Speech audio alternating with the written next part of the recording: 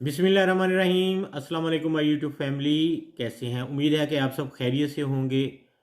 आते हैं आज के टॉपिक की तरफ। आज का टॉपिक बहुत ज़्यादा इम्पोर्टेंट होने वाला है। मेरे साथ रहिएगा, वीडियो को मुकम्मल देखिएगा ताकि जो इन्फॉर्मेशन मैं आपको दे रहा हूँ वो आप तक मुकम्मल पहुँचे।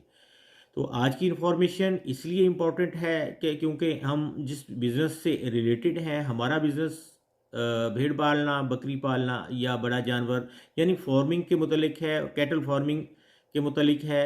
कैटल्स में हर तरह का जानवर आ जाता है, उसमें भेड़ भी आ जाती है, बकरी भी आ जाती है, गाय भी आ जाती है और दीगर किसी तरह का भी जो हलाल गोश्त का जानवर है वो हम काम करते हैं तो वो हमारे जानवर आ जाते हैं। आज मेरा टॉपिक बहुत ज़्यादा इम्पोर्टेंट इसलिए होने वाला है कि जानवर रखना और उनकी ग़िज़ाई ज़रूरियात को पूरा करना हमारे लिए सबसे बड़ा मसला होता है। जानवर हम रख लेते हैं लेकिन उनकी ग़िज़ाई ज़रूरियात जो पूरी करनी वो हमारे लिए इसलिए मुश्किल होती हैं कि हमें पता नहीं होता कि कौन से मौसम में हमने क्या करना है और किस जानवर के लिए कौन सी फीड किस वक्त ज़रूरी होती है। तो डिस्कस करेंगे आज हम जानवरों के लिए चारा जात और चरागाह की तैयारी। क्या जानवरों के लिए चरागाह जो है वो ज़रूरी है या नहीं? आज हम इस टॉपिक को डिस्कस करेंगे। तो आते हैं आज के टॉपिक की तरफ, मेरे साथ टच रहिएगा। तो मोहतरम, जानवर के लिए एक जगह बांध कर चारा डालना एक अलग बात है और चरागाह की तैयारी करके उसके लिए एक फील्ड में खुला छोड़कर उसको चारा डालना, उसको चारा खिलाना, उसको आज़ादी के साथ खाना यानी घास चरने के लिए छोड़ना एक बहुत ज़्यादा मुफीद और काबिल अमल और बहुत एक रिज़ल्ट देने वाला एक तरीका है। क्योंकि अगर चरागाह होगी जानवर को वाक भी मिलेगी और वाक कर से मिलने से जानवर की हड्डियां जोड़ वो खुलते हैं। एक जगह पर ही अगर आप बांध कर रखते हैं या एक छोटी सी कंजस्टेड टाइप के एरिए में जानवर को बांधते हैं तो आप देखेंगे कि ये आप लोगों के लिए फ़ायदेमंद नहीं होता।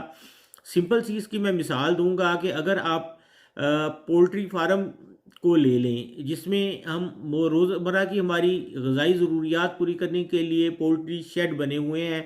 आजकल कंट्रोल शेड का दौर है, इससे पहले ओपन शेड थे और कुछ इलाकों में पाकिस्तान में अब भी ओपन शेड बड़े अच्छे अंदाज में काम कर रहे हैं।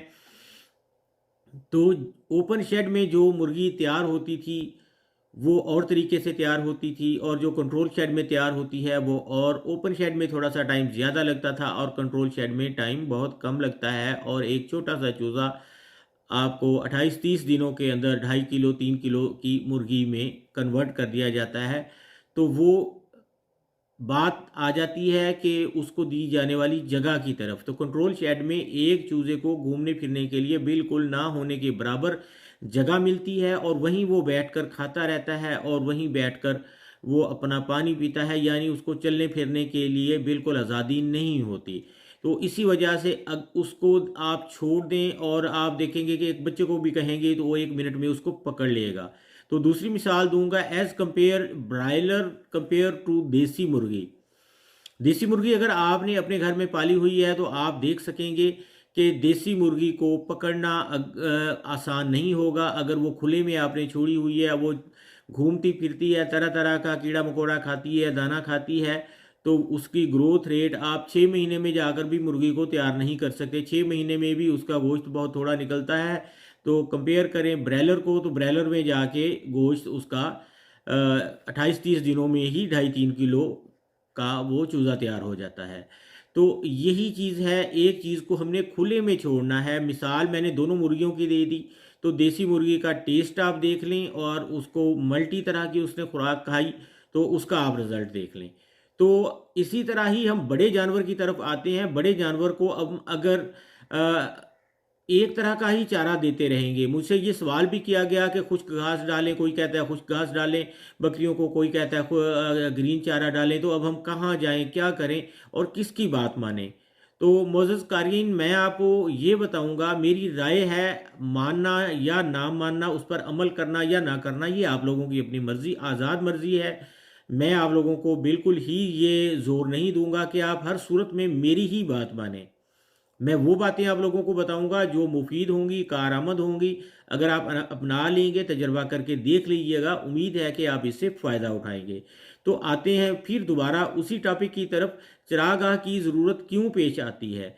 जानवर को अगर हम बांध के एक ही तरह का चारा देते जाएंगे तो उसका स्टोमिक सिस्टम डिस्टर्ब हो जाता है, और जिस तरह उसको प्रोटीन की, नमकियात की, लहमियात, ये तमाम चीज़ों की ज़रूरत होती है, मिनरल्स की ज़रूरत होती है, वो एक चारा कभी भी पूरा नहीं हो कर सकता। अगर हम कहें कि हमने खुश्क चारा ही डालना है या लूसन की ही डालनी है या हमने उसको डालना है, साइलेज डालना है, तो आप कभी भी उससे बहुत अच्छे रिजल्ट्स नहीं ले सकते।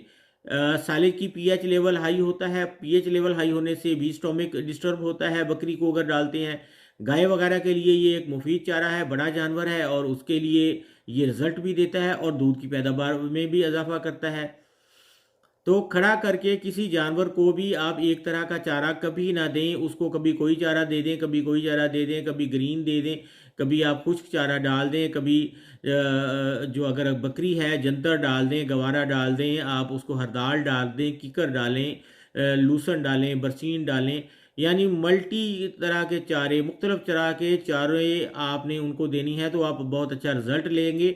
अगर आप बकरी को बाहर ग्रेजिंग के लिए लेके जाएंगे तो बहुत ज़्यादा आपके लिए फ़ायदेमंद होगा।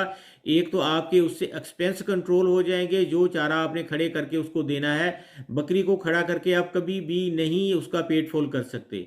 बकरी की आप एक रूटीन देखेंगे, वो आगे मुंह से वो खाती जाएगी और पीछे वो मेंगनियाँ करती जाएगी और वो निकालती जाएगी। तो अल्लाह ताला ने एक निज़ाम रखा है, निज़ाम कुदरत है, नेचुरल चीज़ है। तो बकरी को खड़ा करके कभी भी नहीं उसका पेट भरा सकता। जिस तरह पंजाबी में कहते हैं कि उसको रजाया ही नहीं जा सकता, तो बकरी कभी भी नहीं रजती। तो हमने उसका पेट का क्या करना है कि उसको ग्रेजिंग लाजमी करानी है। ग्रेजिंग के से एक तो वॉक होगी, और वॉक से चाहे वो बकरी हो, भेड़ हो या गाय हो, ग्रेजिंग लाजमी करवाएं। ग्रेजिंग करने से आप देखेंगे कि आपका इन जानवरों पर अद्वियात का जो खर्चा है वो बहुत ज़्यादा कम हो जाएगा, और आपका जानवर जो है वो फलना फूलना यानी उसकी ग्रोथ लेवल बड़ी स्पीड से होगा। तो इसलिए मैं ज़्यादा अहमियत पर ज़ोर दूंगा कि ग्रेजिंग फील्ड आपका होना ज़रूरी है। चरागाह जो है बकरियों के लिए, गाय के लिए, भेड़ के लिए होना ज़रूरी है। आप उसको दिन में थोड़ा सा टाइम बाहर भेजें और फिर उसको रिज़ल्ट देखिएगा। ये चीज़ मैं इसलिए आप लोगों को बता रहा हूँ कि मैं अपने फार्म पर इसके तजर्बात कर चुका हूँ। कोई चीज़ मैं ऐसी आप लोगों को नहीं बताता जिसको हम इस्तेमाल नहीं करते। तो मैंने अपनी बकरियों को ग्रेजिंग रोज़ाना करवाते हैं, ग्रेजिंग पर भी रख के देता। सम टाइम जब हमने मौसम ख़राब हो और मजबूरी हो जाए, मुलाजम ना हो, तो हमने उसको खड़ा करके भी चारा खिला के देखा है। तो खड़ा करके उसका पेट उस पोजीशन में नहीं जाता, पेट नहीं फूलता जब तक वो ग्रेजिंग ना करे। ग्रेजिंग अगर हम ऐसे उसको घुमा फिरा के भी लेके आते हैं तो खुश्क पत्ता कहीं से खा लिया, कोई झाड़ी का खा लिया, किसी तरह की बूटी खाई, तो ये मल्टी तरह की चीज़ें खाती हैं, मुख्तलिफ तरह की चीज़ें उनके पेट के अंदर जाती हैं और वो मल्टी मिनरल्स उनके जिस्म के मल्टी खुराक जाती है, और वो दवाइयों का भी काम करती है, स्टोमिक को भी ठीक करती है, जानवर के जिस्म को भी इम्प्रूव करती है, ग्रोथ रेशो को भी बढ़ाती है, और उसके जो जानवर के पाँव, हड्डियाँ, ये जोड़ खुलते हैं, जानवर चलता फिरता है, जैसे हम वॉक करते हैं तो वो हमारे लिए फ़ायदेमंद होती है। तो ये इसी तरह ग्रेजिंग भी एक वॉक है, आपने जानवर को वॉक लाजमी देनी है, और आप वॉक दे के देखिएगा। मैंने दे के देखी है, जानवर जिस तरह वॉक करके खा के और फुल होके आता है, उस तरह हमने खड़ा होकर कभी भी उसका पेट फुल नहीं देखा। तो उम्मीद है कि ये वीडियो आपको पसंद आएगी। आप अपने जानवर को वॉक करवाएंगे और ग्रेजिंग भी करवाएंगे, फिर आप उससे रिजल्ट हासिल करेंगे। एक तजर्बा करके देख लीजिएगा, अगर पसंद आए तो आप कीजिए, ना पसंद आए तो आपकी अपनी मर्जी होगी। मैं आप लोगों को वो टिप्स दे रहा हूँ जो आप लोगों के एक्सपेंसेस जो हैं उनको कम करेगा। एक्सपेंस हमने मेन चीज़ होता है, हमने एक्सपेंस कम करके हमने रेवेन्यू को बढ़ाना है, अपनी इनकम को बढ़ाना है, हमने अपने प्रॉफिट को बढ़ाना है। तो हम इस तरह अगर कर लेंगे तो उम्मीद है कि हमें बहुत अच्छे रिजल्ट मिलेंगे। ये वीडियो अगर आप लोगों को पसंद आई है, मेरी बातें आप लोगों को अगर पसंद आई हैं, तो मैं रिक्वेस्ट करूँगा कि मेरी इस वीडियो को लाइक करें, शेयर करें और मेरे चैनल को भी सब्सक्राइब करें। एक अच्छा सा अपने जैसा खूबसूरत सा कमेंट भी मैं आपसे तवक्को रखूँगा कि वो इस वीडियो पर आप लाजमी करेंगे। कमेंट करने पर आप लोग आज़ाद हैं, आप अच्छे कमेंट्स भी करेंगे, आप मुझे अगर कोई गलती है मेरी रहनुमाई भी करेंगे। अगर आप लोगों की कोई डिमांड है और किसी टॉपिक का पर आप वीडियो चाहते हैं तो आप कमेंट्स में अपनी वीडियो की डिमांड भी कर सकते हैं। इंशाल्लाह आई विल ट्राई कि मैं आप लोगों को उस टॉपिक पर भी अच्छी सी वीडियो भिजवाऊँ। और फिर लास्ट में मैं रिक्वेस्ट करूंगा अपने चैनल को सब्सक्राइब करने की, बेल के आइकन को ऑल पे कर दें ताकि हम मिलें हर नई वीडियो में एक नोटिफिकेशन के ज़रिए। और दुआओं में याद रखिएगा। एक नई आने वाली वीडियो तक के लिए इजाज़त दीजिएगा। अल्लाह हाफिज़।